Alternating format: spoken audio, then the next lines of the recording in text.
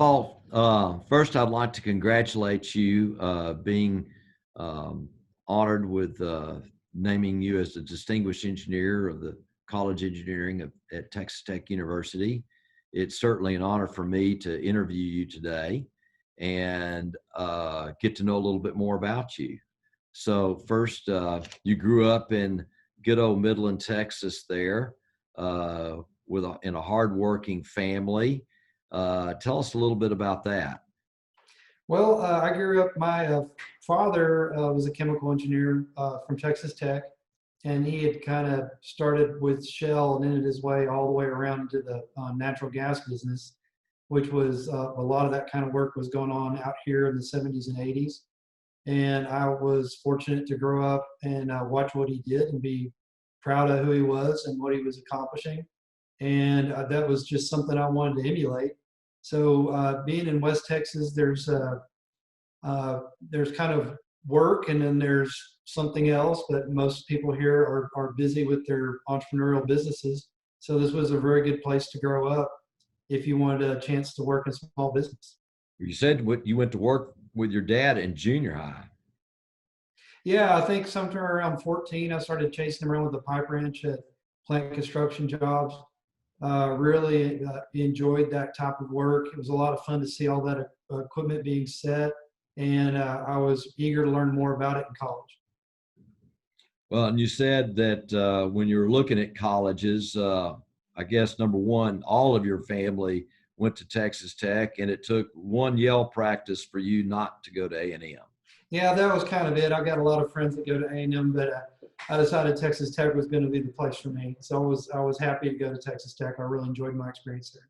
Well, you said there was a lot of pretty girls, and I guess one of them was your wife that you met. Yeah, that's right. I think I remember visiting the campus thinking this will probably work out all right. So I was really happy to go to school there in Lubbock. And I just going to college anywhere but home was kind of the goal at that time. That was a very late 80s high school thing. Well, you got to Texas Tech, and you basically told we were talking about the fact that getting pushed uh, makes you realize what you're actually capable of, and and making you stick towards a goal. Tell us a little bit about your C statics course that kind of broke you into the. Oh yeah, so I can remember I think it was my sophomore year. I had statics with Jimmy Smith, and I had been able to memorize my way out of just about any class till I got into that class, and I really had to start thinking. And that's a C grade that I really earned because I had to make an A on a final and the last exam to get through it. But that was sort of a make or break moment for me, and just having to dig in deep and figure out no matter what I was going to need to get through it. And I think those things are very formative and very defining. And one thing that I really appreciate now about the engineering school was it just pushed you harder than you thought you could go. And that makes all the difference later when you're trying to get things done in business. Well, you mentioned that, of course, you were a chemical engineer at Tech, and that you had really very small classes back then. Yeah, there were only 7 people in my graduating class at Texas Tech. So I had basically the benefits of a complete private education. So I was very fortunate to be in such a small class. I'm 2 hours shy of a minor in civil engineering because I had to take all my fluids class and a bunch of other classes. But after almost failing statics, I was able to go into structural analysis and make an A in that same class just because of what buckling down hard in statics early on. Hmm. Also, you mentioned that you kind of you kept on at Tech and went to an MBA, and you like that just because the classes were a little bit bigger. Yeah, class sizes were about 40 people in graduate school, which is not a normal experience, but I did enjoy getting my MBA there at Tech.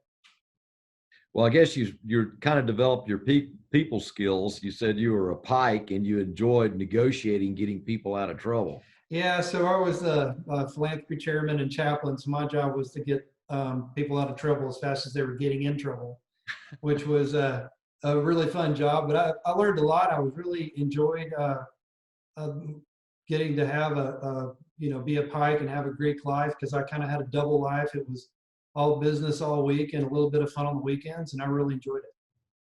Great. So you got your MBA from Tech, met your wife there, and then went after you graduated, went back to Midland to go to work for your dad, right? That's right. I took a one summer internship at a refinery and decided I would rather be in small business after that. So I came straight to go to work with my dad, and I think the company might have had 7 people in it at that time. Eventually, between my dad, my brother, and I, we had grown a company at one point up to 200 people. Wow. Well, tell us a little bit about your company and what it does. Well, largely we're been equipment manufacturers and operators. So if it has to do with natural gas, we've essentially been people who build the equipment to dehydrate or process that equipment, whether it's getting liquids out, carbon dioxide, H2S, and water. And then we kind of on a dare got in the landfill business, where we're pulling gas off landfills and making a pipeline quality natural gas from that source, along with manure digesters, which if you look at a gas composition, it's just another form of gas. It just comes from an unconventional source. So we got involved in that, and I think we built, 3 digester style plants and probably 15, 16 landfill gas top plants, including 2 that are in Brazil. Wow. So really, basically, you're covering the Western Hemisphere. Well, we've had a chance to do some international business, but I got my MBA in international business, so unless things are really, it's just tough to work overseas. It's a real pleasure to work in the United States if you ever get a chance to do something anywhere else. Yeah, it certainly makes you appreciate the ease of working here for sure. Yeah, it is. But certainly, working internationally gives you a different perspective, obviously. Yeah, we have a lot of great opportunities here that we take for granted. And I always tell people I don't think Americans are exceptional, but the American system is exceptional. Yeah, kudos to that. So, you were telling me also that you still love working with young people and young engineers. Yeah, recruiting people and developing engineers and other people is one of my favorite things. I had to that people did that for me, and so I'm enjoying getting that chance to pay that back here at this point in my career. I've had a lot of fun doing the engineer to entrepreneur uh, talk that I was asked to give at Tech now twice, and I was invited to do it at Texas A&M as well. But I really enjoy trying to tell people about my experiences in businesses. And one of my key lessons is engineering is pretty easy, but people are hard. Mhm. So a lot of going on and going forward is really working on your people skills. Yeah, back to your negotiating, getting people out of trouble thing. Yeah. Well, Paul, thank you very much for this interview and congratulations again on being named a Texas Tech College of Engineering Distinguished Engineer. And at this time, do you have anything else you'd like to say or people you'd like to acknowledge? Well, I'd just like to acknowledge the engineering school in general. And first of all, to get a Distinguished Engineer Award is a great honor. And I don't think you can earn it. There's just so many great candidates, you can only be selected. So I'm very grateful for that. But also to the College of Engineering, that was one of the most formative times that it is the most formative experience I'd say in my life, was getting pushed, working hard, finding out what you could do, and then finding out that there was even more than that behind it. In terms of people, I would like to be sure and thank my father, David Morrow, who was a registered professional engineer and a chemical engineering graduate at Texas Tech, and he passed away about a year and a half ago. So I would just like to acknowledge him and my whole family and my wife and kids and everyone that's been a part of this whole journey the whole time with me.